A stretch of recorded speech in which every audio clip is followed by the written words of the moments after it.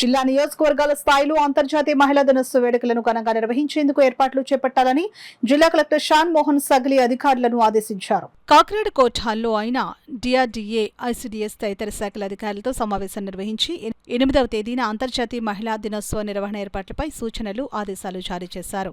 ఈ సందర్భంగా ఆయన మాట్లాడుతూ ఈ ఏడాది అంతర్జాతీయ మహిళా దినోత్సవ వేడుకలు వేగవంతమైన కార్యాచరణ, మహిళలు, పిల్లలు అందరికీ హక్కులు, సమానత్వం, సాధికారత నినాదంతో ప్రపంచమంతటా జరగనున్నాయని తెలిపారు.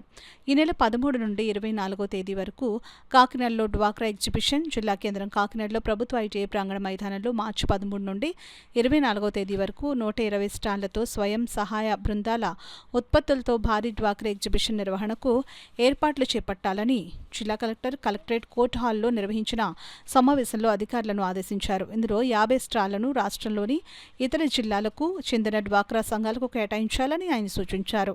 ఎగ్జిబిషన్ ఏర్పాటులో పాల్గొనే మహిళా బృందాలకు తగిన భోజన వసతి సదుపాయాలను కల్పించాలని డిఆర్డీఏ పీడీకి సూచించారు.